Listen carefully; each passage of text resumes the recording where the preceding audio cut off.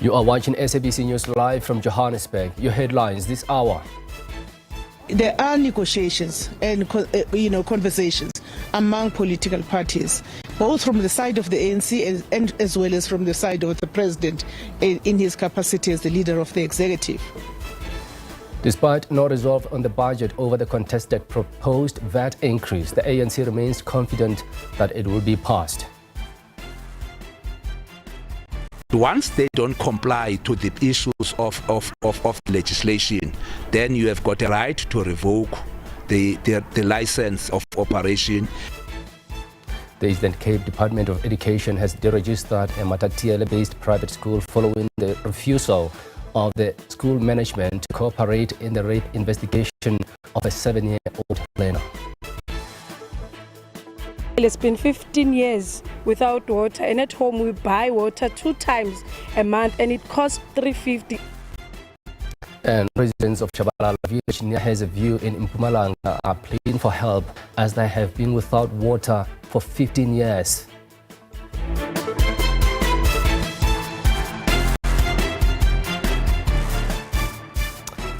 A very warm welcome to the week ahead. We are live with you from our SABC News studios here in Johannesburg for the next 2 hours. Good afternoon, I'm Mariketa Mutabe. As always, it's wonderful to have you with us.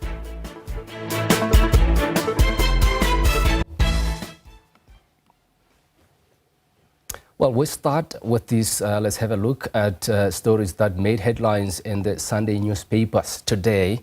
And as usual, we start with Sunday Times. This afternoon, it's a story by Elizega Tandwa, headlined Gaten Sex Pest Blunder.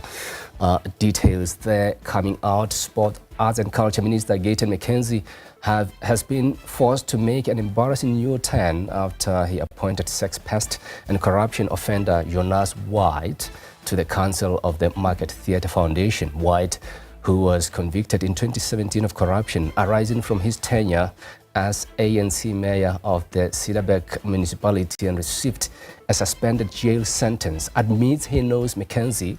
The minister's spokesperson, Stacey Lee Kojani, issued a denial that there was a personal or professional relationship between the two men. The ANC had previously axed White as mayor and suspended him from the party following accusations of sexual harassment by his deputy, Lorna Skeepers. White is now a member of Mackenzie's Patriotic Alliance. People with criminal records are barred by law from serving on the council of an entity such as the Market Theatre Foundation. That's a leading story in the Sunday Times. Now, the next headline is found in the Sunday Tribune. Here is a story by Ani Dorasemi and Sandile Mdadani. Headline: Big job losses at KZN company. 600 workers at Asmang served with retrenchment letters. About 600 workers will be without jobs by the end of May, unable to support themselves and their families as the controversial Asmang Manganese Cato Ridge Limited, a company linked to billionaire Patrice Motsepe, is set to close down. The workers, most of whom live in Cato Ridge and Washimba in the Outer West region, have been served with retrenchment letters. Their future remains uncertain as some have had their health compromised because of the long-term exposure to hazardous chemicals. Leaders in the area have described their plight as dire, with devastating economic effects for the entire Cato Ridge and Kwashimba area, which has a population of about 20,000. Now, you'll find full details of that story in the Sunday Tribune. Now, to the next one, found in Sunday World. This is a story written by Mzilikazi wa Africa, headlined Mashatile warned of plot to charge him. Sunday World, their reporting Deputy President's aide says sinister motive is exposed. Deputy President Paul Mashatile has been tipped off to WhatsApp messages involving 2 cabinet ministers and a senior NPA official discussing a plot to charge him.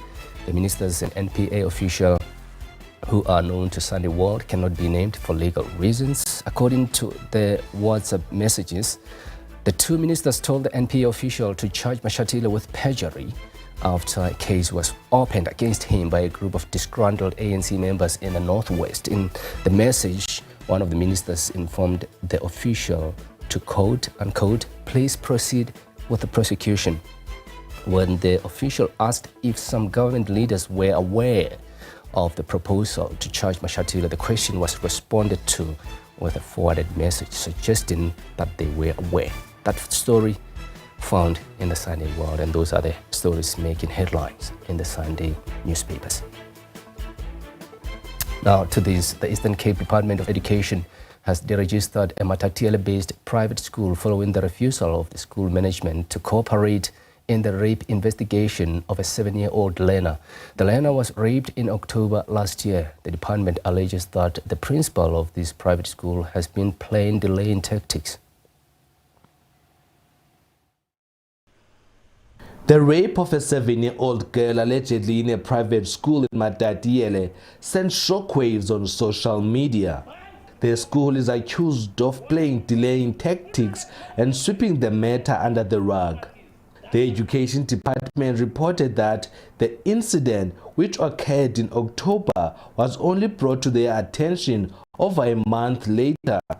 The school principal is accused of refusing a DNA test in connection with this incident that allegedly happened on the school grounds. Once they don't comply to the issues of the legislation, then you have got a right to revoke the license of operation and also revoke the issue of the subsidy. And that's what we have done to the school. In another private school, a 6-year-old boy was raped in November and another 7-year-old girl in December. These cases that affect Ababantwan are not easily investigated. These cases are not easily investigated because you will find that the minors do not talk because of trauma. So in that situation, their cases are withdrawn from court. We have another case at Vuga Rise where the suspected rapist was released due to insufficient evidence. We are pushing so that police must have expertise so that these children will be comfortable to speak out. In the process of Babatet. The South African police says DNA tests have been done on 2 cases and they are awaiting results. Luandile Mbulali, Matatiele in the Eastern Cape. Now, the ANC is not retreating on its proposed VAT increase in the 2025-2026 budget, confidently charging that it will be passed. This is despite an impasse between the ANC and its GNU partner, the DA, over the increase. This issue forms part of the 4-day ANC National Executive Committee meeting being held in Boksburg, Gauteng. Despite no resolve on the budget over the contested proposed VAT increase, the ANC, without giving too much away, remains confident that it will be passed. There are negotiations and conversations among political parties, both from the side of the ANC and as well as from the side of the president in his capacity as the leader of the executive. And we are confident that the budget is going to be passed. But the question of how remains.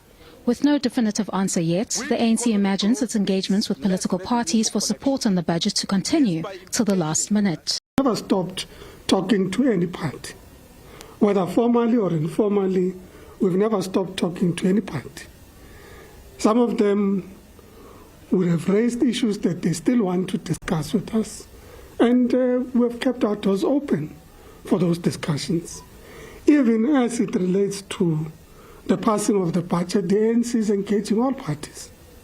Because in essence, when you go and pass a budget, you need to ensure that you get the maximum number of members of parliament to agree with you on the budget. So we've engaged all parties and continue to engage parties around the budget and how we engage on the budget. Those discussions are ongoing, so I think that the team responsible for those negotiations are probably better placed to deal with the detail of where those discussions are, but I can confirm that the discussions are ongoing. I imagine that those discussions would continue, possibly up to the last minute when we go to Parliament on Wednesday. A letter from the DA to the president reveals that the DA leveraged the VAT hike, charging that it would support it if the ANC scraps its newly passed transformative laws, and if it turns to the opposition, it could threaten the GNU. But the ANC does not hold the same view. We are not only limited to the parties that are in the GNU, principally the DA and the Freedom Front Plus, because out of the total members of the GNU, it is those parties that have raised reservations around the 0.5%. So we said that we are going to expand that discussion and conversation to other parties. That discussion, in our view, should not threaten the stability and the existence of the GNU. We are invested in the GNU because it's our own creation. We are the ones who have put it together. And in fact, from the onset, we did make the point that we are inviting all parties to be part of the GNU. So certainly there are no parameters on who we can engage in relation to getting the budget over the line. The ANC NEC meeting continues. Kani Mapanga, SABC News, Boksburg. You are watching The Week Ahead here on the SABC News channel. We'll continue after this short break. Stay with us.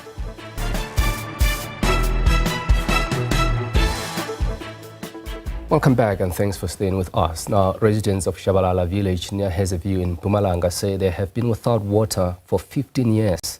They say water pipes and taps were installed, but they still do not have access to water. They claim that they have pleaded with the municipality, but nothing changes. As a result, they are forced to share water with animals at a local river. Carrying buckets and going to the nearby river to fetch water is the life of locals in Shabala near Hazyview. The residents say those who cannot afford to buy water from water tankers have no choice but to come to the river for water to use for cooking, cleaning, bathing and laundry. The community is pleading for help. We have a crisis of water, we have a shortage of water. They've installed pipes but you do not get water, so all people end up going to the rivers to fetch water, and there's danger in those rivers. And those who doesn't afford to buy water from water tanks, they end up drinking those water from the rivers. A water tanker is 350. Think of a person who's living with a pension money. They do not afford to even buy their groceries for the whole month, so we need assistance. The residents say buying water from water tankers costs them a lot. I'm just now more than 15 years. I'm sure we have more than 15 years without water in this area. There are pipes, but the water does not come out. Sometimes there are water tankers and we don't really know on which day they will come. The water tankers only use the main road, while us who live in the passages can access them. When we ask them to come to us so even the sick and frail can get water, we get stories. But when you buy water from the same water tanker, it enters the passages to deliver the water. It's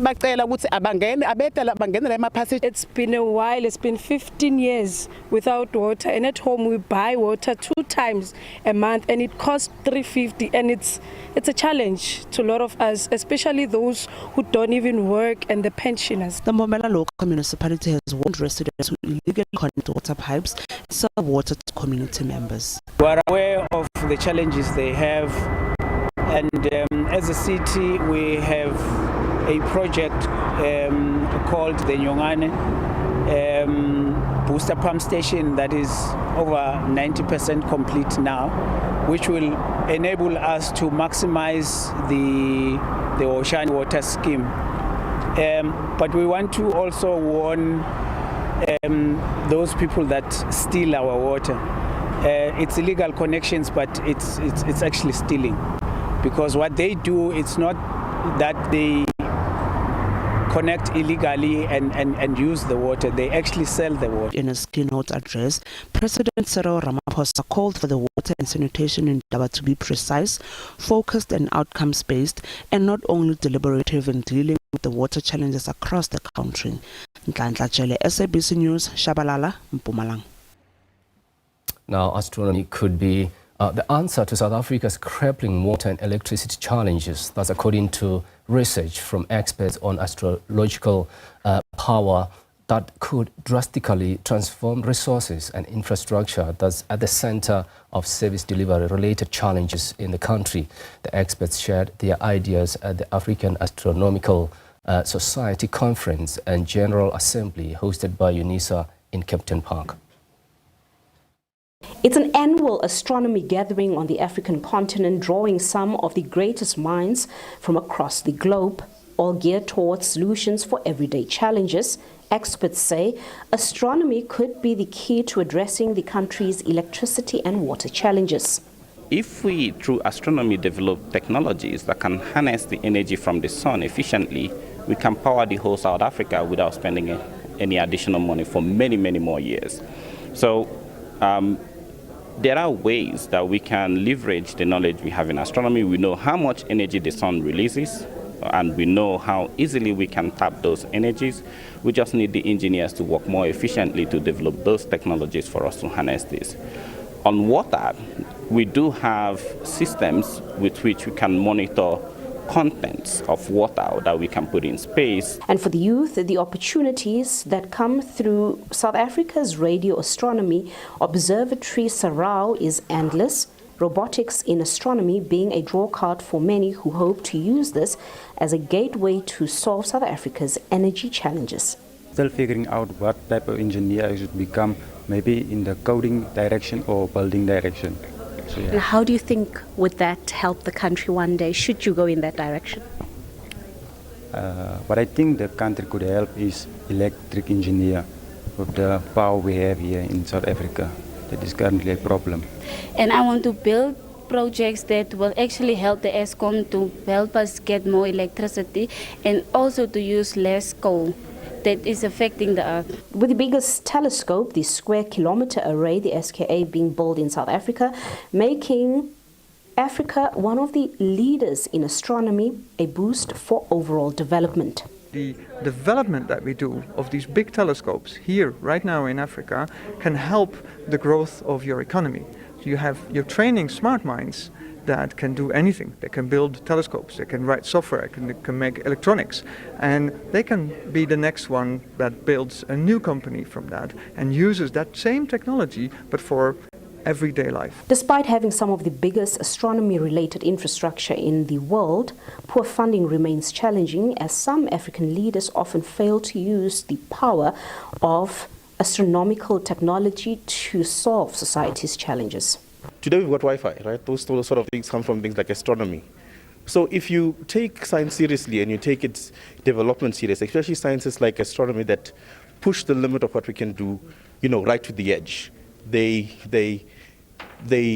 push us to be more innovative. We can make the communication better, between our leaders of countries and the scientists to communicate what the impact can be. Then I see that, would sort of cross the barrier that, can improve the investment in astronomy. In most African countries, most people do not see the importance, of astronomy or science until they can see what it can do for their communities. And ultimately, astronomy can be a key driver to service delivery resolves, job creation, and economic development for the whole of Africa. Patricia Fasahi, SABC News, in Kempton Park. Now, we shift our focus to this. The Government of National Unity is in danger of collapse after the ANC refused to yield to the DA's request for greater control over the country's economic policy. There are reports that senior government and DA officials that the DA indicated to the ANC that they would be effectively ending the GNU if they sought support for the budget from parties outside of the GNU. Finance Minister Enoch Godongwana's budget does not have the necessary support to be approved by the NA or National Assembly because the ANC holds only 39.8% of seats in the National Assembly. To discuss the budget and some of its omissions, we are now joined by SMME policy analyst and economics researcher Pasani Mqebisa. Mr. Mqebisa, thanks so much. And there is provision for SMEs, of course, and the business community to find relief and growth opportunities through tax cuts, funding programs, and digital support. Though challenges like government debt and infrastructure may hinder implementation. Mr. Mqebisa, let's talk about this first. I mean, what have you noted after that budget speech? No, thank you very much to you and the viewers at home. I think we must appreciate, the difficulty that the finance minister found himself it is for the first time that the African National Congress, finds itself in this quagmire where, it is part of the government of national unity. And therefore, this is a litmus test for the GNU, resilience. The budget itself, when it comes to small enterprises, has some gaps. If you look at the SONA by the president was very deliberate in terms of saying the amount that will be put aside for black-owned enterprises, youth-owned, as well as women and people with disabilities. And the budget falls short of committing that or taking it further. So it stays as a pronouncement by the president, but when it comes to commitment, by the minister, there's no mention about small enterprise development and budget and what the government is going to do about that. Let's talk about the overlooked support for informal businesses. How critical is that? Because I'm sure the question of what's missing there, I mean, there's no direct mention of the informal sector plans to integrate it into the formal economy through incentives or support. How is that worrying? Yes, it is worrying. Once again, you see, SONA is very, explicit. That you see, the president says, there's a need to invest in township and rural economies. Yeah. And if you look at the budget speech, it is mum.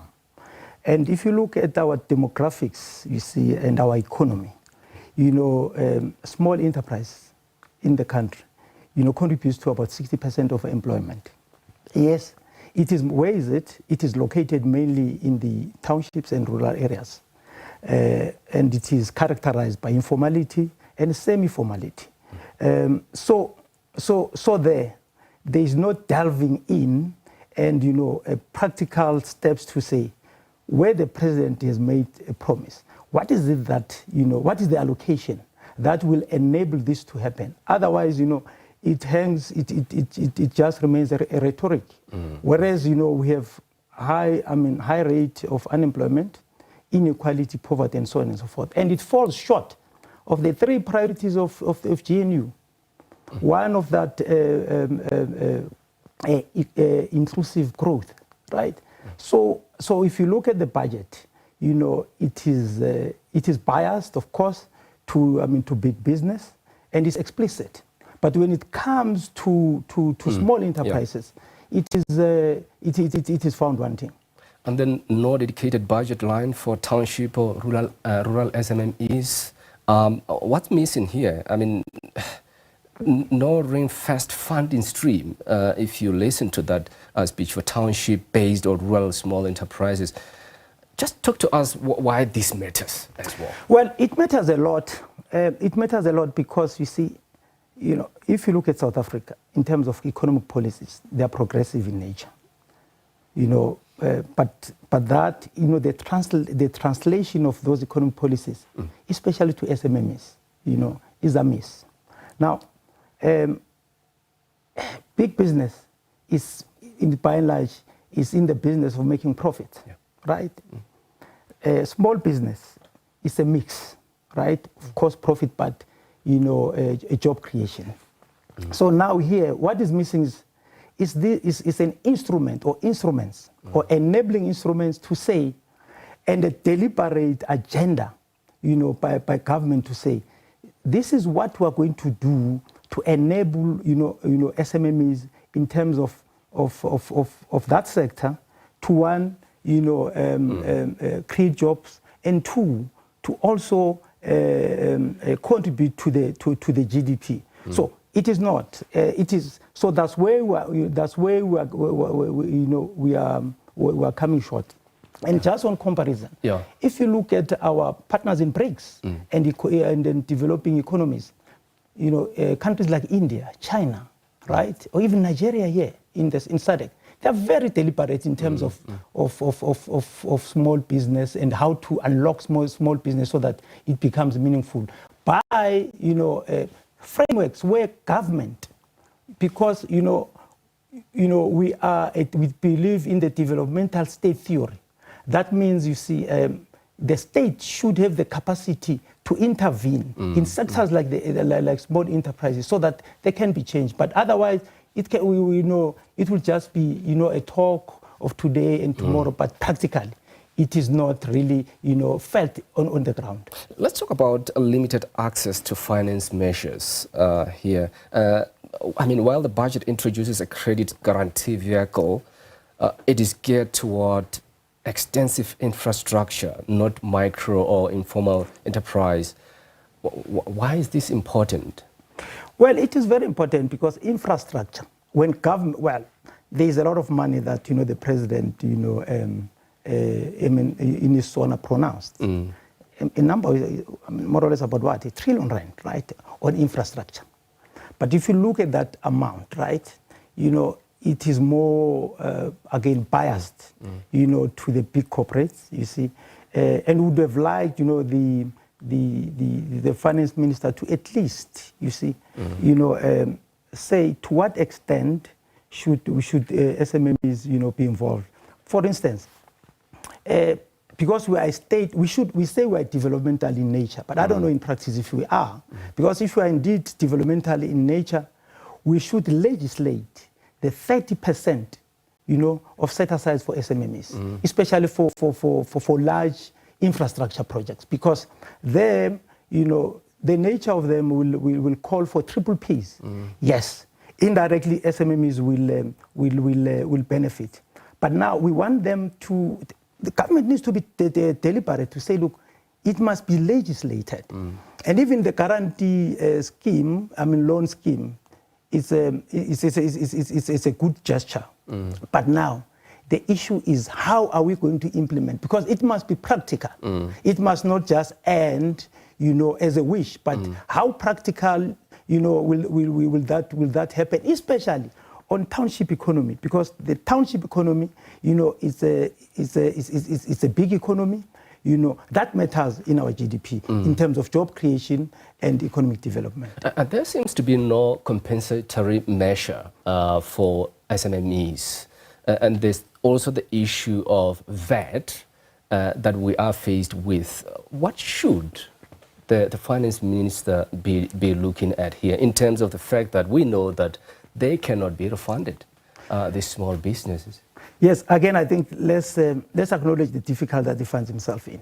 Because, I call this GNU budget, a tension between macroeconomic stability and redistributive, commitments. Where, on the other side, here to balance, the debt and the expenditure of the state, but on the other side, there's that social side of investing in human capital like education, health, and so on and so forth. So here, what the omission is, here is the omission for small enterprises. That, well, for now, the sector is in terms of compliance, it is overburdened, and therefore it makes it uncompetitive. And therefore, would have loved to say, the speech to go further and say, how is government going to assist that sector? So that at the end of the day it becomes competitive, and that it is not overburdened, because it is overburdened now in terms of compliance. All right, thanks so much. That's all we have for today. We appreciate your time. That is SMME policy analyst and economics researcher Pasani Mqobisa. Well, the week ahead continues after this short break. Do stay with us.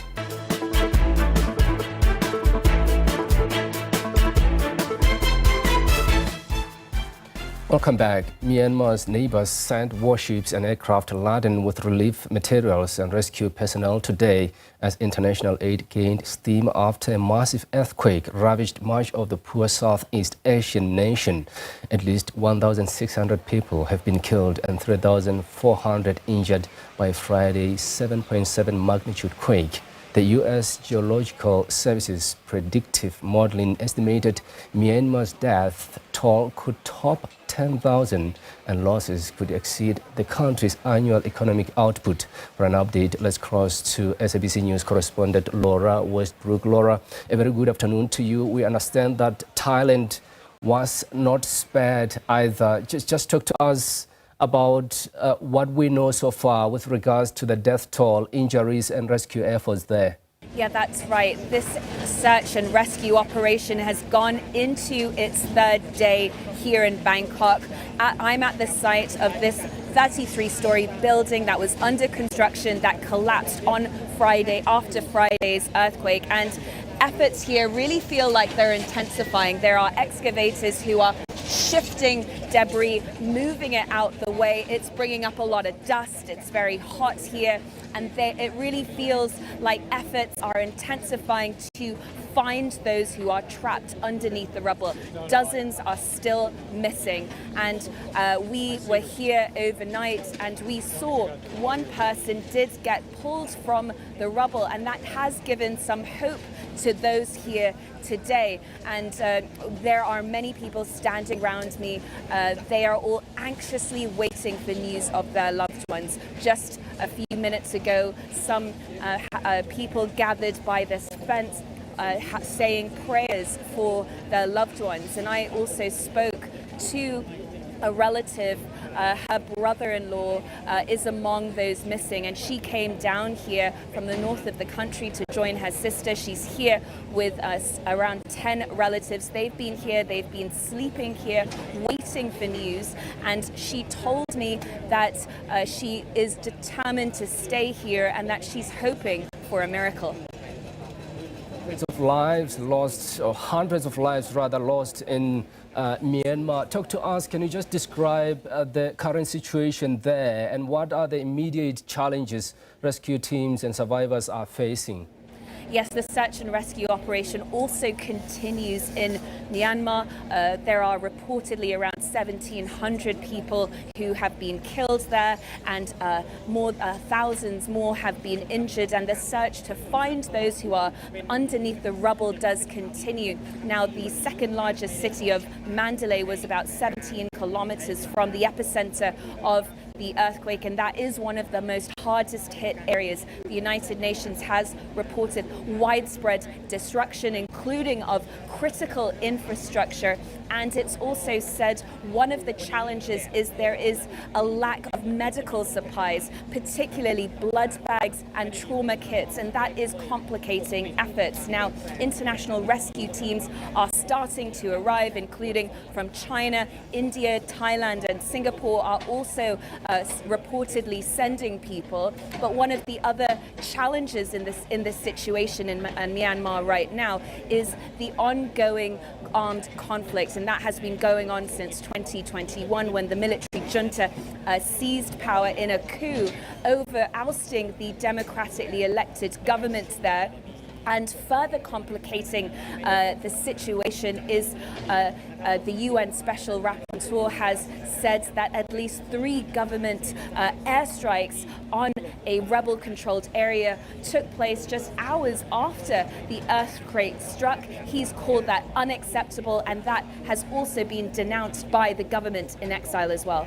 And Laura, how has the earthquake affected critical infrastructure like roads, hospitals and communication networks in both countries, and how is that hindering relief efforts? That's right.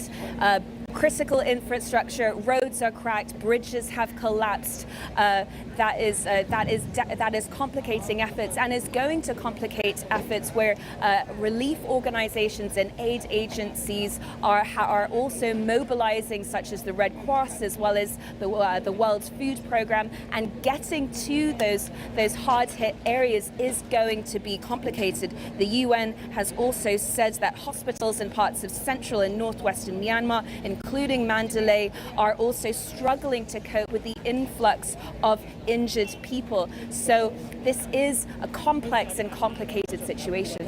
And are there ongoing risks, such as aftershocks or damaged buildings, that could worsen the crisis from what you're getting on the ground?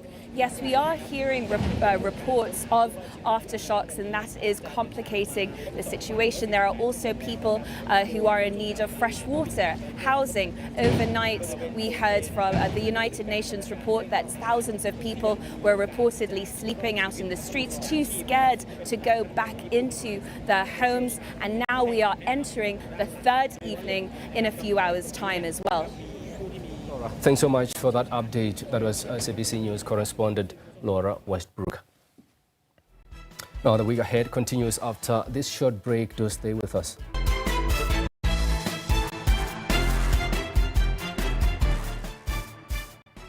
Welcome back. Now, members of the Sidiba Irrigation Scheme Cooperative in Tabanchu have called on the Department of Rural Development and Land Reform to release farming equipment worth 13.9 million rand that is not being utilized.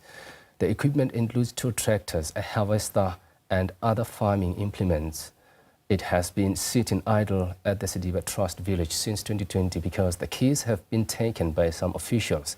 The community is now crying foul, and believes officials in the department are trying to dispossess them illegally. Equipment worth 13.9 million rands of taxpayers' money has been gathering dust in this storage facility 5 years after the equipment arrived. Initially, it was meant to empower the community and create jobs for the locals through the upgrade of the Sidiba irrigation scheme. Farming implements, which cost the department millions, now collect spider webs under grassy land. The gripe with the Department of Rural Development and Land Reform started when officials from the department rented out some of the equipment to other established farmers without the residents seeing a cent. In the storage, they have everything to run a successful crop farm.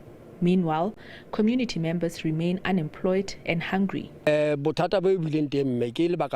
problem is they will hire them out to established farmers, and we never benefited from the process of those transactions. And it was in their pocket. So as a community, we didn't have any access to anything. And it ended up stopping the tractors, and they took the keys. The community says it has ample land to run this irrigation project. Some members of the community have even received training on how to operate the electronic implements, including driving tractors and the harvester. Training 2015. I received training in 2015 on how to operate the tractor, as they were going to give us tractors to farm and put food on the table. There are no jobs anymore, so now the tractors are not operating. We can't use them. It looks like they belong to them. The Sidiba cooperative members say they also got confused when suddenly the project name was changed to Sidiba Secondary Cooperative after the completion of the irrigation upgrade. Project revitalization of Sidiba irrigation schemes. This project is a revitalization of Sidiba irrigation scheme. After the completion of the project, there was other project of farmer production support unit. That's why when they started saying there is no longer irrigation project, but the farmer production and all those projects have their own implements. So the department failed us. The Department of Rural Development and Land Reform in the province says the implements were never handed over to the Sidiba community, but to the Sidiba Secondary Cooperative, which includes 29 cooperatives in 12 villages around Tabanchu. The department adds that its farmer production support unit supports farmers within the 50-kilometer radius of Tabanchu. And the reason why the equipment is laying idling in the storage is that the community of Sidiba closed the center on the 16th of May 2022. Because the community did not want to utilize the implements according to the provision and conditions of the FPSU policy, which prescribed that 1, they should hire the implements like other farmers as per prescribed tariffs. 2, the FPSU is for all the farmers and the villages within the 50 kilometers radius, but they wanted the implements to be used by the Sidiba village community only. Thirdly, the secondary cooperative, which is constituted by primary cooperatives from various and respective villages within this radius. Even though the department now calls this project the Sidiba Secondary Cooperative, the board, which the department installed at inception, describes the project as the upgrade of the Sidiba irrigation scheme with office and storage facility. And the big question for these residents of Sidiba is, when will they get the keys for them to start making a living for themselves? Kamogelo Siekwi, SABC News in Sidiba, Tabanchu.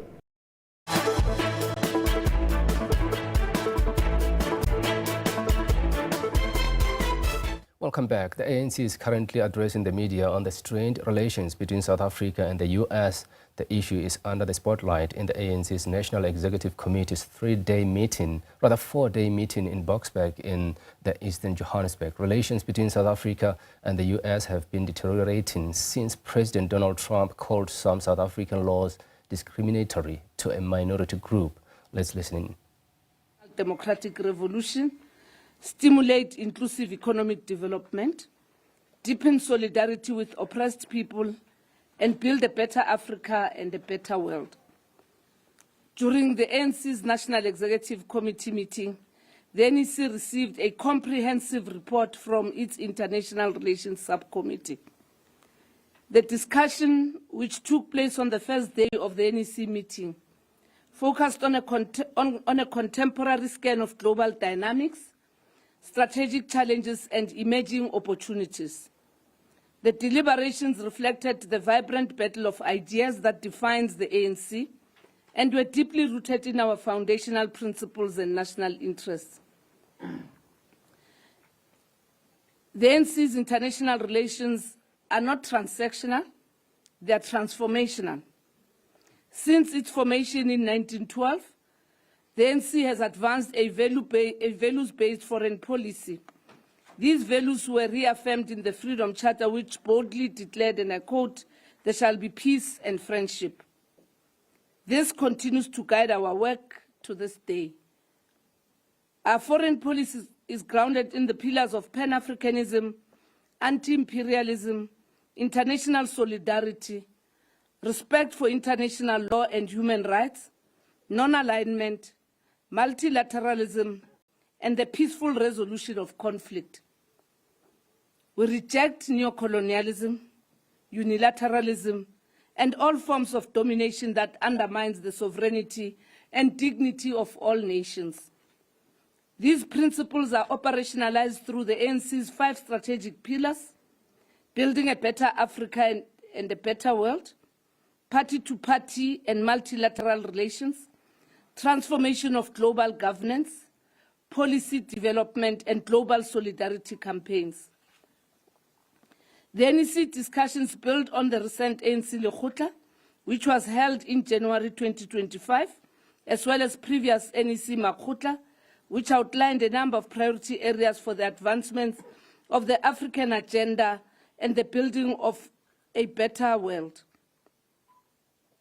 The ANC recognizes that the implementation of ANC foreign policy priorities take place within a very challenging global environment as a result of the rapidly changing balance of forces and the ensuing challenges that confront South Africa.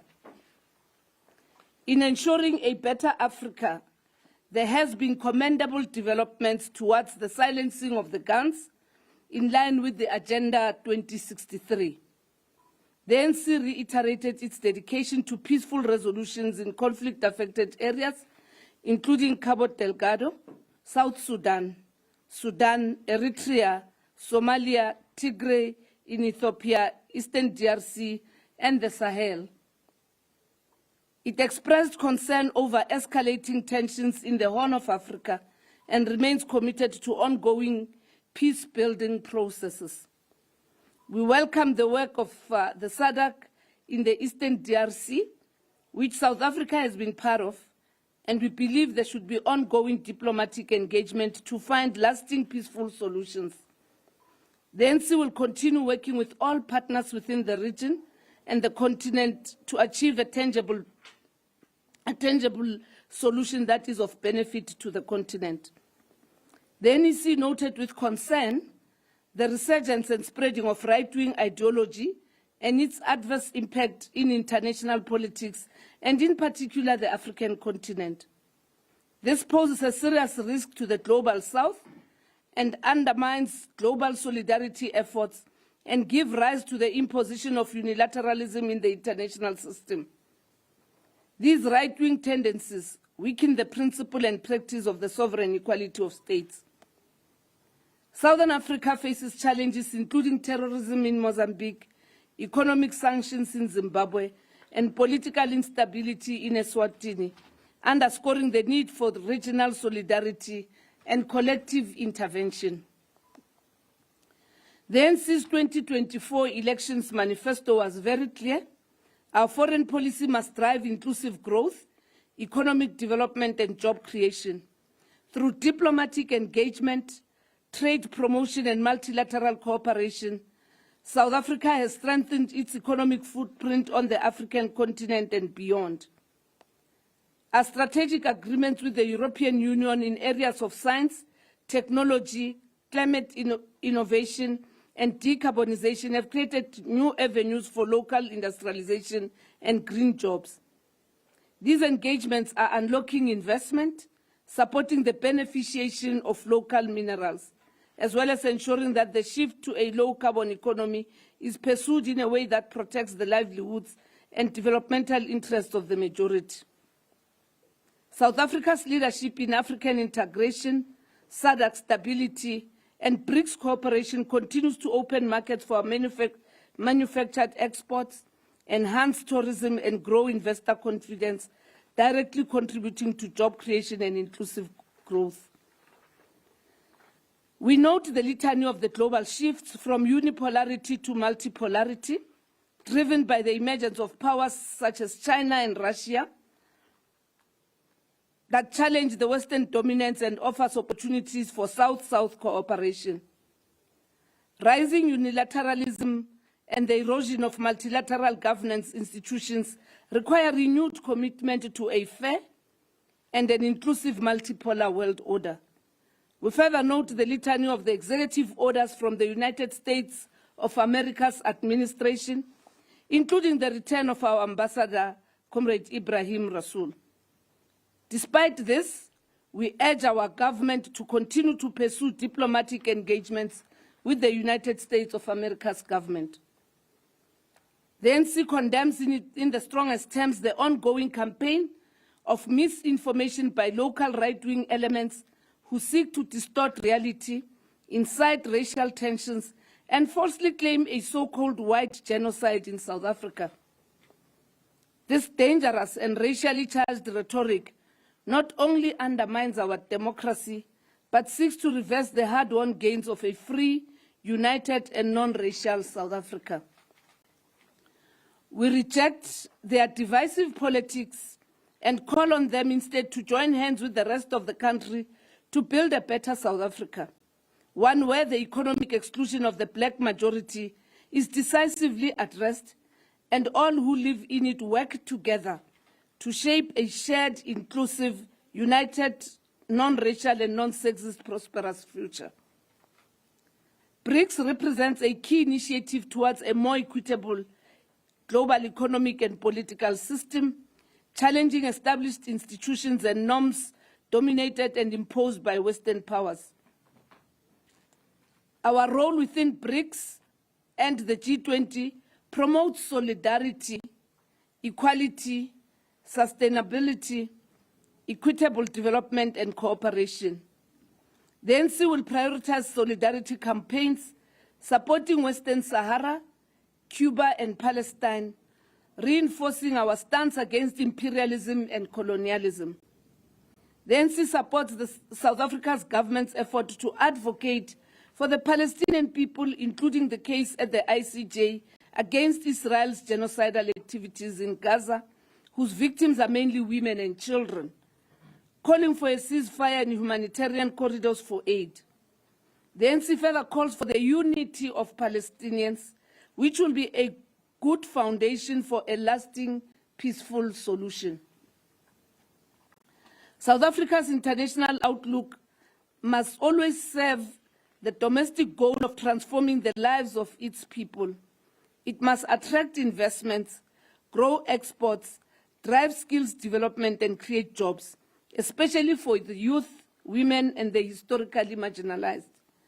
The African National Congress remains committed to defending our sovereignty, transforming the global order, and ensuring that our foreign policy serves peace, justice and development. The ANC's International Relations Program for 2025 will continue to pursue these priorities with clarity and with determination. We will not retreat in the face of pressure. We will not bend to misinformation. We will stand for peace, we will stand for dignity, we will stand for a better world, because that is the ANC's historic mission. Thank you very much.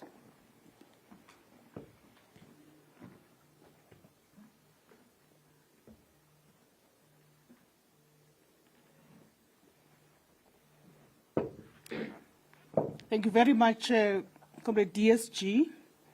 I will at this point turn to yourselves, colleagues, and let us take some questions. SABC, followed by ENCA. I just want clarity. You spoke about ANC policies, international relation policy, not transactional, but transformative. When you look at the current debate around South Africa's relationship with the United States of America, the current head of state of the US is very transactional. But secondly, these transformative laws that were passed by Parliament and the President has since signed the bills into law are the bone of contention right now. How do you hope to deal with the US, with its head of state being transactional? I think, how are you going to ensure that your deployees in government are able to navigate that, but also to address these issues? There's a demand that you tone down on the recently bills that the President signed into law. And the other issue is the Middle East. When you look at the debate with the US, many believe that it has to do with the International Criminal Court case, with the warrant issued against the Prime Minister of Israel and the former Defense Minister, and the International Court of Justice. Will you compromise on that? Thank you. Thank you very much. Sophie, may I turn to you? Yeah.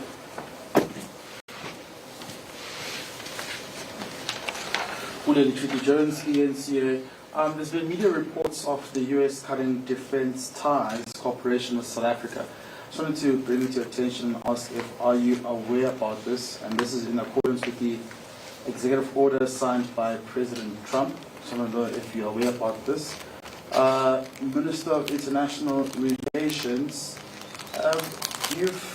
what is your response to the sentiment by many, even in South Africa, including the former President Thabo Mbeki during this lecture, that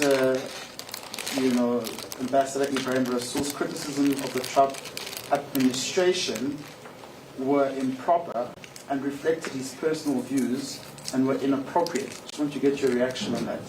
And then lastly, are there discussions taking place about the envoy that will be sent to the United States as well? Have those discussions begun taking place, and who will form part of the delegation? Thank you very much. Business Day. Thank you. It's Thando Mayako from Business Day. Good afternoon to the leadership. I just want to know what the ANC... And if you could just amplify a bit. Oh, so I'm speaking to Mike. I just want to know what the ANC thinks of the lobby groups in the US that are calling for targeted sanctions against individual members of the ANC. Was that discussed in the in the subcommittee on Friday. And then how does the ANC see Africa's unity with regards to the Trump matter? I mean, individual African countries are sending their own delegations to Trump. Madagascar has, Kenya has, Egypt has, but Trump is shutting South Africa out. And then does the ANC see the next ambassador to the US as an ANC member, similar to the former ambassador Ibrahim Rasool? Is that what the ANC speaks? Would it be Andries Nel? Would it be Martinus van Schalkwyk? Are you bidding for them? She seems to know better than you. That's on a lighter note, Tando. Shazi?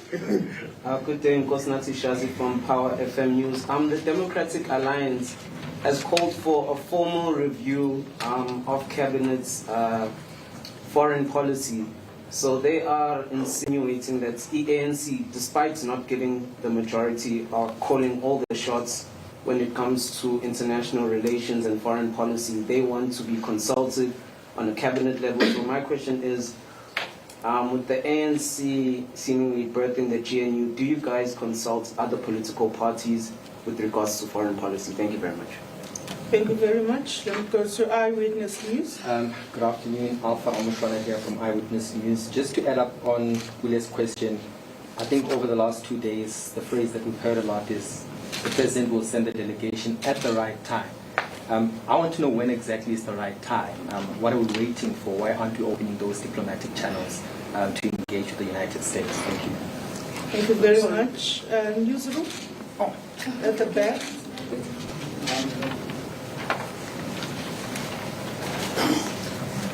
William Gogo, Newsroom. Just more directly perhaps. Does the ANC agree that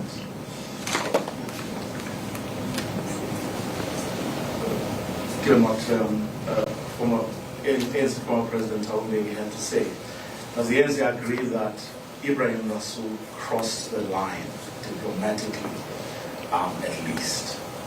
And then does the ANC also agree that perhaps the United States of America would be best served by a Caucasian? By what? By what? By a Caucasian. That a white person should represent South Africa in the United States. Thank you very much. I will at this point turn to the leadership here. DSG, you may very well also indicate there are questions that seem to be directed at Comrade Lamula, but the DSG will give guidance in terms of all the other questions.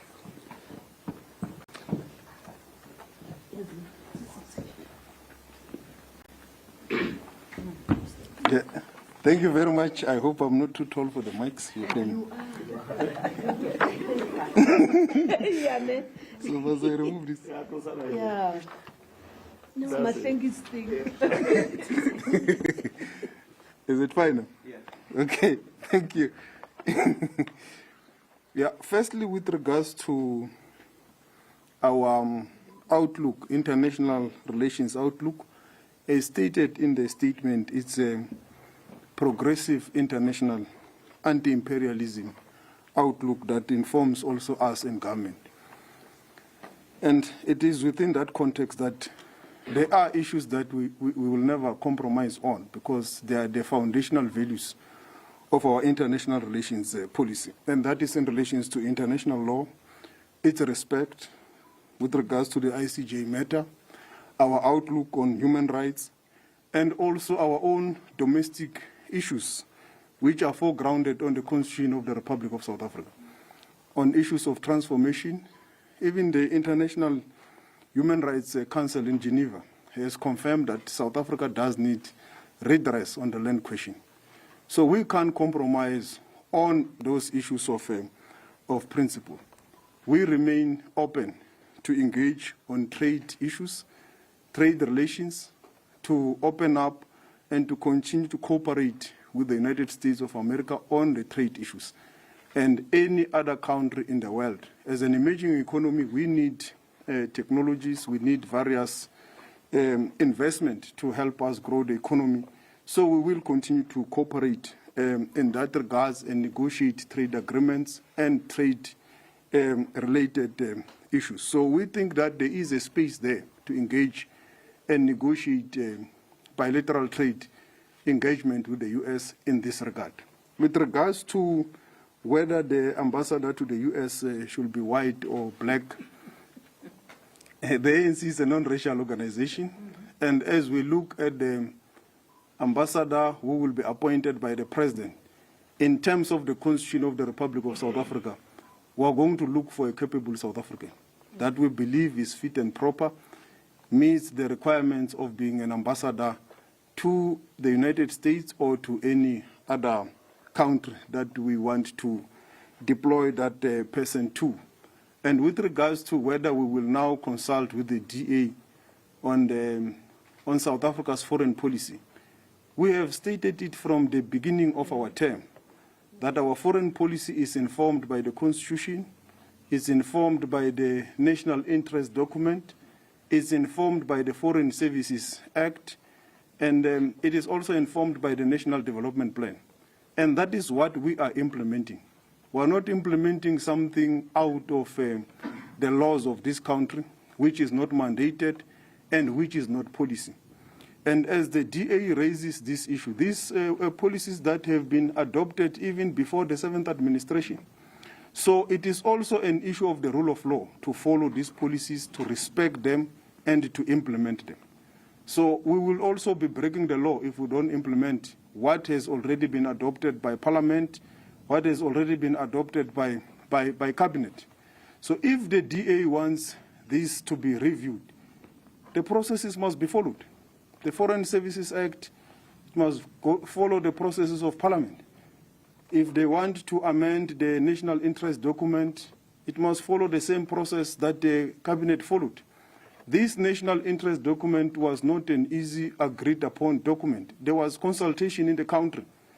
It followed all processes until it was adopted by Cabinet. So the DA can't unilaterally come and say we must now implement or consult on this or that. This is already adopted. If there is anything new they want to introduce and so forth, must follow the normal course of government processes. But now government has got policies, we've got a constitution, we've got laws, they must be implemented. And that is what we're doing at DERCO. We're implementing existing laws, we're implementing what is already put into perspective. And that is why also when the president finally appoints the ambassador, either to the US or to any country, he will be doing so in terms of his power, in terms of the Constitution, and in terms of the Foreign Services Act. Until we have got a new law that gives us otherwise, we will do so. And also our understanding is that the GNU does not replace the Constitution. It's not above the Constitution.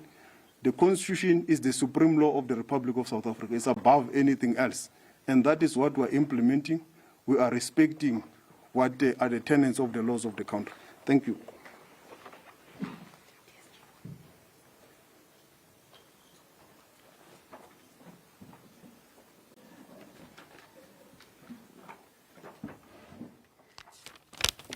All right, we are coming out of that briefing by the ANC NEC members addressing geopolitical issues. You just had ANC's NEC member there, Ronald Lamola, who's also Minister of International Relations and Cooperation, saying that ANC is a non-racial entity. We are going to look for a capable South African to be roped in as ambassador to the U.S. So they will be looking into that beyond racial lines, just to quote him there. And he's saying that they are also willing to negotiate trade agreement with the U.S. Should that arise. And he's saying that they can't compromise on the land question. I guess this, of course, about the Expropriation Act, and he also emphasizes that if there is anything that's been adopted The DA, if they are in the opposition, they know the processes to follow. So, but those are the developments that will be following throughout the day and until that ANC NEC meeting ends tomorrow.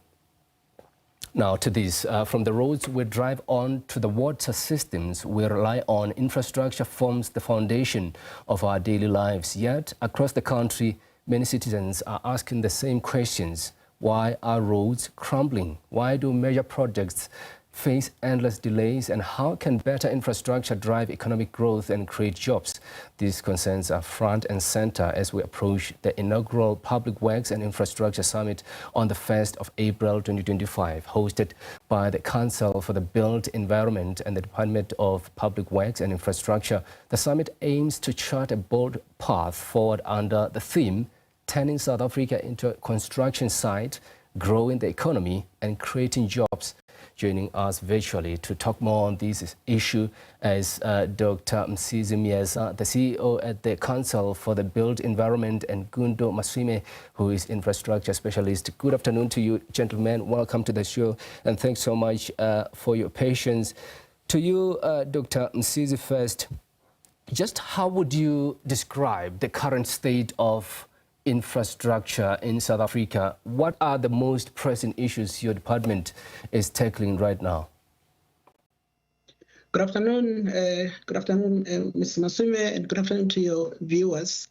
Look, I think the state of infrastructure is in dire strait, and I think it's one of those interventions that the department is pursuing. One of the key issues that we must acknowledge is that our cities and towns are aging. As such, the infrastructure is also aging. The second issue relates to our capability to maintain the aging infrastructure. The third issue relates to our agenda or our ability to expand the infrastructure provision to areas that might have not been provided with. As such, you require capacity, you require technical skills. Over the passage of time, we've started losing technical and skills in both at national entity level as well as local government. And all of these cocktail of issues create a problem, but it's not gloom and doom because there is willingness and commitment to turn around the situation. So one of the key programs that the department, together with other entities and role players that we are putting forward, one is to invest in the refurbishment of the existing infrastructure, but two is to build the technical capacity within various areas of the work that we do, so that at least we can then tackle the challenges that are confronting our communities. Let's bring Mr. Maswime in the conversation. I mean, many South Africans experience poor infrastructure daily, from broken roads to failing water systems. Just talk to us about your view. What are the biggest weaknesses in your, in our infrastructure, and how did we get here in the first place? Thank you. I think Dr. Msizi has captured it.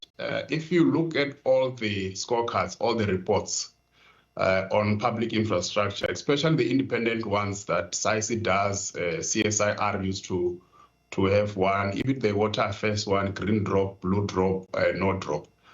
What you start to see is a trend that everything that is in local government is very problematic, and that is actually where people live. If you look at central roads, the N1, the M1 and so on, you are not going to find potholes there.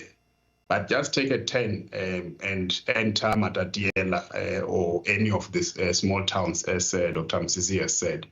So our issue is on whether local government is sufficiently funded enough to even attract the right skills to try and solve this problem of storage, treatment, water leaks, and so on. All these things are happening at local level.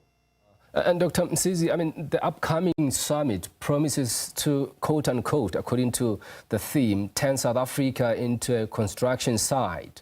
What does that mean in practical terms, and what concrete outcomes, rather, are you hoping to achieve? Look, it means a couple of things. One is that the Council for the Built Environment, together with the Department of Public Works, accept that we need to rebase. Secondly, we also accept that we don't hold monopoly over knowledge. And thirdly, we also accept that we need to learn from other best practices that exist in this country. And so at the end of the conference, our intention is to ensure that we co-create an implementable plan that will put forward to South Africans, that will use to hold each other accountable on what we would have agreed to, be it on the policies, be it on the processes, be it on the partnership agreements that will be agreed to at the conference. So that next year, when we reconvene again, we don't convene to have presentations and a conversation about what are the challenges, but it's to track on the work that we would have done individually in respect to what we would have agreed to at the conference. So the conference is not another talk show. And our commitment is very clear that we should convene and open ourselves up and accept that there might be challenges that we have as a department or as a profession in the built environment. However, we are willing to learn. We are willing to let go of what we've known in the past, but embrace new ways of doing things. But at the same time, accept that the work that we do impacts society. And that's really what occupies our minds as we go to the conference. The conference is not just a talk show, and I think that's what a lot of people will be looking forward to. But let me just bring in Mr. Masume here. I mean, in your experience, do events like this drive real change? What should the public be looking for as a sign that this summit will deliver more than just promises? Yeah, summits like this have yielded programs before, and sometimes they've also influenced the policy outcomes. And then what then happens is that after this, you will have a program that follows. We have had, well, I've counted at least 40 since 1997, your infrastructure delivery improvement program, infrastructure delivery management system, back to basics, government technical advisory centers, and so on. In fact, there's even more structures and more programs that come out of this. The most important thing for us as researchers is the continuity of programs in a space where the political calendar is really just 5 years and sometimes less. We have observed with Public Works, we've actually reviewed their annual reports from 2000 to 2020, and we realize the amounts of change that have happened throughout that period, and we've been able to pin it to a change of a director general or a change of a minister. So you can imagine how many times things have changed. So it begs the question, if we are planning for 2030 or we have Vision 2063, all those changes, are they really all taking us to the same place? Because the priorities are really change when there's a change in leadership. The Council for Built Environment, many people didn't know it until Dr. Mzizi became the CEO, and then it had a lot of extensive consultations, and we started understanding what their role was. But before him or after him, we have those things happening at administrative level and even at political level. The changes always seem to give us a completely different organization altogether. So if this is an engagement which there's emphasis on bringing the private sector, a very critical move that we need to consider, not necessarily privatization, but bringing the private sector, but sustaining it even beyond the current political term or even administrative term. For us, we think that is when it will not be a talk show. Dr. Msizi, the Minister of Public Works and Infrastructure, Mr. Dean McPherson, recent address to Parliament committed to formalizing public asset management by creating technical task teams across cities. How will these teams work, and how will you ensure accountability in managing public resources? Look, I think if you recall the minister's address in Parliament, he spoke about formalizing the approach on how we utilize public asset for public good. And I think that's one component. The second element that he spoke about was how do we use infrastructure to drive growth and create employment opportunities. The third part is about bringing credibility into the work that we do, so that people can believe that what we say, we mean it. So the direction that the minister has taken, which I think we welcome as a Council for the Built Environment, because these technical aspects or aspect that he's referring to will come mainly from the built environment. And these are professionals that Mr. Gundo Masume is one of the experts that we look up to support the work that we do as a department. And I think that process is also coupled with the work that we're doing with the metros as a department, metro like eThekwini, City of Joburg, City of eThekwini, and other small towns. So I think for me, the point that we are actually advocating for, just to augment what Gundo's point, is our ability to sustain what we're committing to, be it there are changes or not, because government continues beyond individuals that occupy offices, and that's how our South Africans, our fellow residents, will believe that we really mean what we say. So this capacity that we are bringing to the equation is to augment the capacity within the department, and I think it's the right direction from our side as a profession, and we think our professionals will also benefit from the work that government is beginning to put forward. To you, Mr. Masume, I mean, mismanagement of public assets has long been a concern. Do you believe these new technical task teams will improve the situation, or do we need deeper structural reforms? Yes, if there needs to be a stepwise process that is taken. For the Department of Public Works, they still have not been able to identify all the properties they own and even land parcels that they own across the country. There was no proper handover in 1994. Some of the properties, crucial properties, were only found much later, and they continue to find them.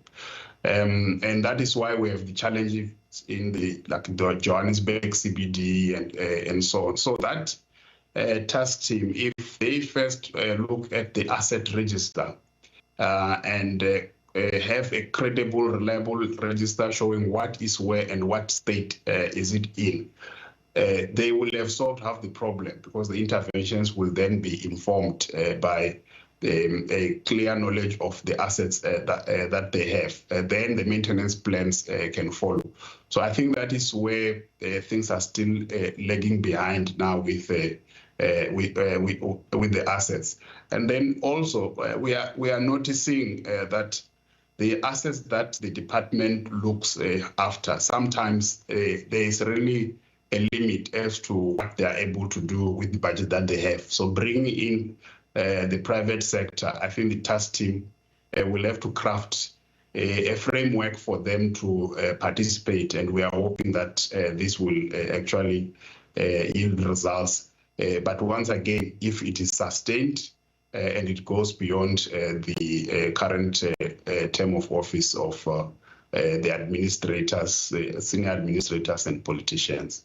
Yeah, gentlemen, that's all we have for today. We appreciate your insights. Thanks so much for joining us. That was Dr. Msizi Mieza, the CEO at the Council for the Built Environment, and Gundo Masume, who is infrastructure specialist. Let's move to this story now. We are living in an era where artificial intelligence is revolutionizing every aspect of our lives, including the way businesses connect with their customers AI-powered marketing is no longer a buzzword, but a reality that's transforming the industry.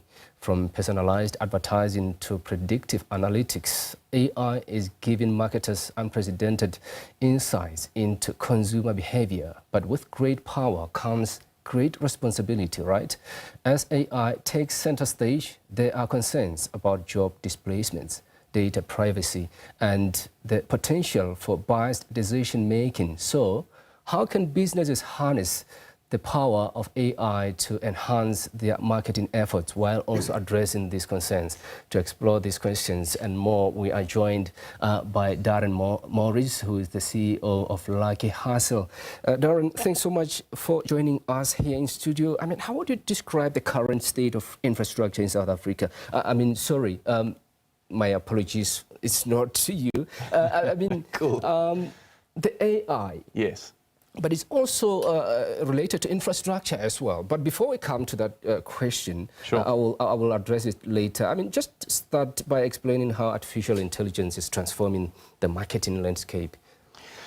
Well, look, it's transforming it positively and negatively, right? In terms of positivity, I mean, we as creatives, as advertisers, as marketers, we've never had tools like this. We basically, if we, you know, are forward and we go ahead and do this, we become like wizards. We literally have tools in our toolbox that literally can make us do things faster than our clients have ever seen. Negatively, obviously, it is in the future going to make a lot of jobs redundant. And what are some of the most significant ways AI is being used in marketing today? Oh, it's been used in tremendous ways. I mean, we're using it, you know, back in the day to create an ad or a radio ad or anything when it comes to the marketing space. It really was a time-consuming process.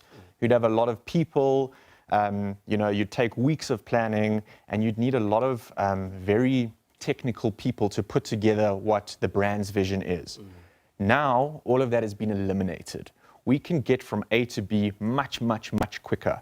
Whether it comes to whatever type of marketing or advertising you do, literally, we are now machines at all of this. And how are brands using AI to gain deeper insights into consumer behavior and preferences?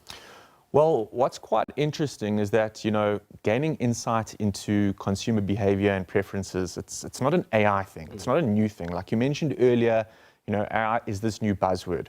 In the marketing world, we've been gaining insights for years and years and years. We just called it something different. We called it machine learning. What's different now is that when we did our machine learning, you know, we would base our data and insights about, you know, how people browse on the internet, what they click, you know, what forums they subscribe to. We would base and kind of bucket them according to that. Yeah. But now when it comes to AI, the difference is that we can actually, or AI can actually talk to people and understand emotions and insights on a much deeper level. So when it comes to targeting people, we just have gone, you know, one step down the funnel in really laser focusing who our consumer is. I wanted you to, you know, expand on that. Just examples of successful AI-driven marketing campaigns that have delivered, you know, impressive results. Can you just talk to us about that? Sure. Well, there's tons. One that comes to mind is there was a really cool campaign that Nike did for Serena Williams. I know when Serena Williams was retiring, what Nike did was they used AI to go back to all of her interviews, all of her talks, all of her games, and actually look at the different ways that Serena played and put together, you know, all of the insights around that. And what AI did is created and built an AI version of Serena that now, post her career, you know, her legacy can continue because now you can learn almost one-on-one with Serena because AI built itself a Serena bot. So that's just one of many. Yeah. And do you think AI will replace human creativity? I mentioned infrastructure earlier on, and obviously fears that AI will actually take people's jobs. What is your take on that? Look, it's a very good question. I think AI is not going to be the thing that takes people's jobs.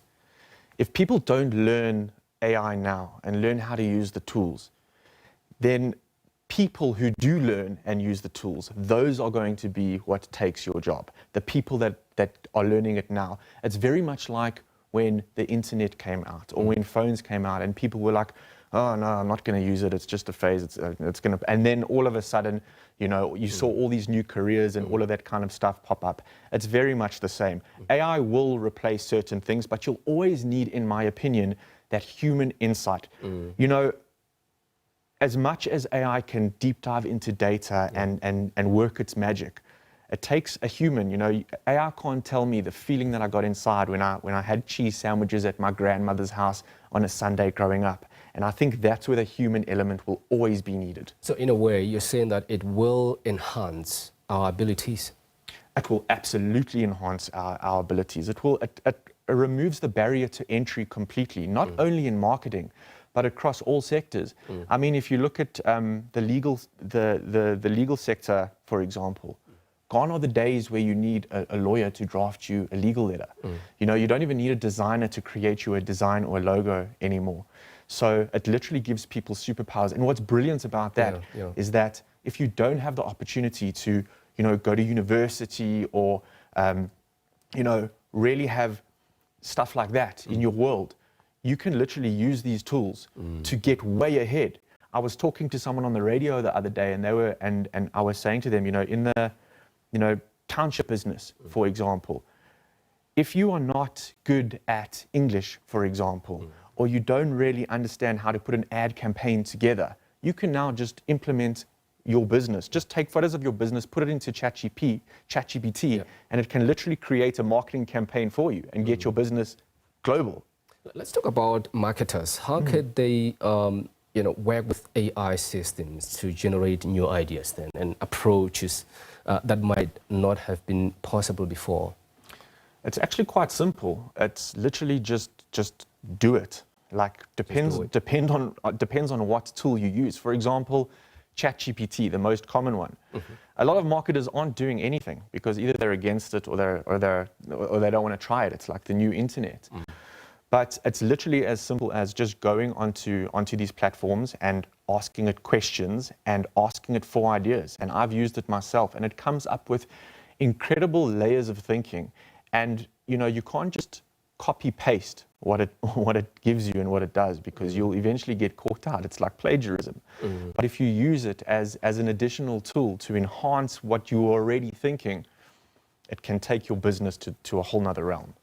Good story about AI, but what about potential risks for relying on AI? Talk to us about that. Potential risks for relying on AI when it comes to marketing. Yeah, so look, potential risks for relying on AI is that a lot of people are going to take the lazy route. In fact, most people will take the lazy route in that they are going to not use AI to work with them as like an assistant, but they are going to allow AI to do the work. And that's what's happening today. I see a lot of people in this industry who will put something into AI, copy and paste it.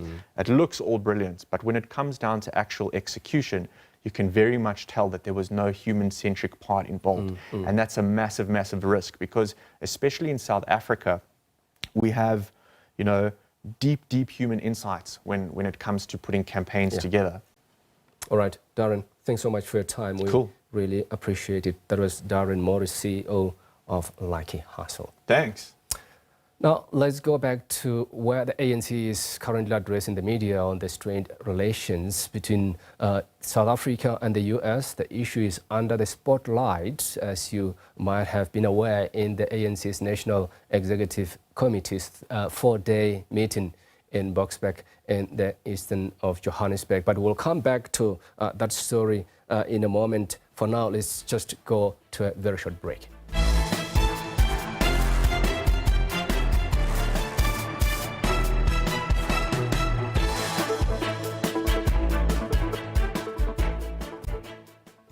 Welcome back and thanks for staying with us. South Africans head to another round of by-elections in the country next week, Wednesday, when 29 candidates from 16 political parties will contest vacant wards set to take place in the Eastern Cape, Gauteng, KwaZulu-Natal and Limpopo.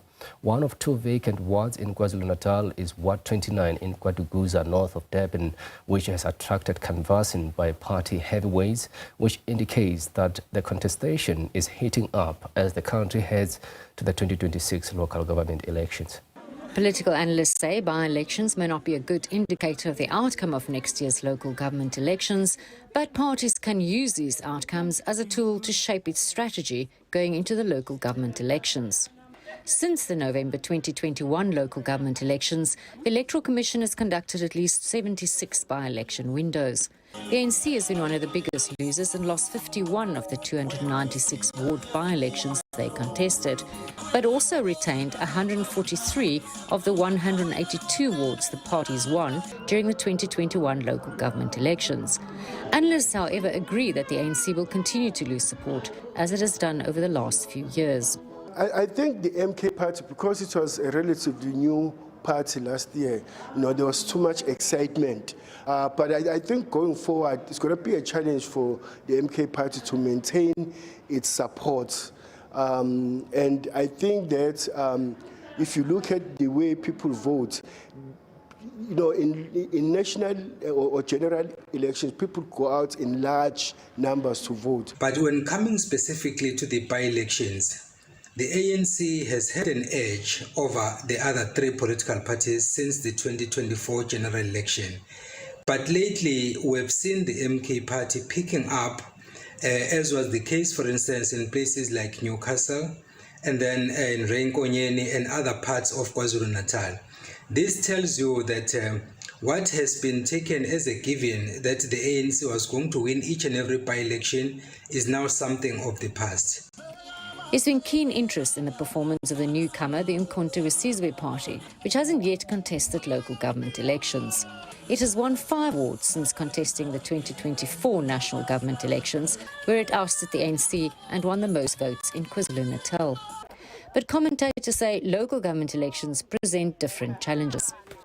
My prediction would be that we are likely to see the MK party winning some support in some municipalities, and of course the IFP and then the ANC. But I think the ANC is going to drop, is going to continue to drop support or lose support. And then of course you have the DA. It's going to be interesting to see if the DA is going to perform better in the local government elections compared to the general elections. One of the biggest winners was the Inkatha Freedom Party, which has won 21 by-elections, and in KwaZulu-Natal alone snatched 19 seats off the ANC and other parties. But analysts say this might be short-lived. The IFP was doing well before the 2024 general election. I think where the IFP shot itself on the foot was when it took a decision to be a member of the multi-party coalition currently leading the country nationally. Well, the EFF has won 11 wards off other parties in by-elections. Both analysts believe they might lose support. Renee Heine, SABC News, Durban. Now, ANC NEC member Pakstow says it is disingenuous for a political party to agree to support the budget in exchange for their political demands to be met. This after it was revealed in a letter from the DA to the president that the DA leveraged the VAT hike, charging that it would support it if the ANC scraps its newly passed transformative laws such as the Expropriation Act, the Bela Act and the NHI. Tau, who described this as a bid to extract political concessions, called this move quote-unquote unfortunate. My last point that I thought I should make is that it is very, very disingenuous when political parties say, well, actually, we can agree to the 0.5% and then make political demands, not budget demands, political demands. It's a big risk. And I think it's important that we are conscious of that. Because sometimes when people say, well, we took a principled decision, when in fact you're trying to extract political concessions, I think it's an unfortunate thing. And I do think that it's important for all of us to be held accountable for our conduct in government, our conduct in parliament, and indeed our conduct in front of the people of South Africa. So we can't do things that try and extract political concessions and pretend that you're actually discussing revenue. I thought I'll make that statement. Now, the city of Cape Town has embarked on an expansive domestic animal survey in the metro, a first in the country. The aim of the 6-week program is to get a better understanding of animal care trends and estimated population size. Pet owners came in their numbers to the Mtandanda Animal Clinic in Khayelitsha to register animals and make use of mobile clinic services from a number of organizations. The City of Cape Town is expanding its animal welfare services beyond its mandate. Through this survey, data will be available for the first time to enable better planning. We're doing this survey in English, Afrikaans and isiXhosa, asking people about their domestic animals. How many pets do you have? What are these pets? Female, male, sterilized, unsterilized, vaccinated, and getting all this information so we can have a sense. We won't be able to do every front door in the city, but we'll get representative samples in different parts of the city, in different demographics of what the animal population looks like and what the state of health is. That guides our budgeting, that guides our engagements with national government, who should be doing a lot more with animal welfare, a great deal more. We're speaking to the National Minister of Agriculture, John Steenhuisen. Launched in partnership with the animal welfare sector, different areas will be visited over the next month. In Khayelitsha, people made use of the opportunity not only to register their animals, but also get vaccines and have their pets seen by professionals. It's very nice because it's helping us. Some other people haven't got money, so it's now the opportunity to bring your dog. If you like your animal, so you must bring it here. So it's very important today, because I was also supposed to go to work today because I didn't go because I like my animal. I brought my animals here. His name is Bobby. I do love Bobby. When I grew up in the early young ages, I've loved dog too much, you know what? So now it's in my veins. The outreach programs of the survey is also aimed at education. The majority of animals brought in were dogs, and all received attention, including some that were referred for sterilization. The Cape of Good Hope SPCA is a partner and brought mobile clinics. It is the first time that we will get a very real look into the state of animal welfare in Cape Town. So we'll have data and statistics available to us that will also enable us to direct our efforts where they're needed the most. So this is about working smarter and sending the help to where the help needs to be. So we're very excited and we're very supportive. The survey can be found online too and is aimed at all pet owners, whether they can afford the best care or not. The public is encouraged to participate and be as honest as possible about the animals in their care. Mariska Botha, SABC News, Khayelitsha. Now, the World Health Organization is proposing to reduce staff numbers and the scale of its work as it slashes its budget by just 1/5 due to the impact of U.S. funding cuts. The World Health Organization is proposing to cut staff, slash its budget, and scale back its work due to the impact of U.S. funding cuts. That's according to an internal memo seen by Reuters. U.S. President Donald Trump's administration withdrew from the WHO upon taking office in January, saying the Global Health Agency had mishandled the COVID-19 pandemic and other international health crises. The memo says the suggested budget cut is more than 20%, which is slightly larger than the 18% the WHO receives from the U.S., which is by far its biggest financial backer. The health group also blamed its financial struggles on countries that have reduced development assistance to boost defense spending. The WHO did not immediately respond to a request for comment. The memo also said it would reduce jobs at its headquarters in Geneva, Switzerland, and will decide on how to prioritize its work and resources by the end of April. Earlier this week, sources told Reuters the U.S. had paused contributions to the World Trade Organization as the Trump administration ramped up efforts to cut government spending. That's how we wrap up today's edition of The Week Ahead here on the SABC News channel. SA Today is up next with your news. From myself, Margaret Amatabe, as well as the rest of the Week Ahead team. Thanks for watching. Take care.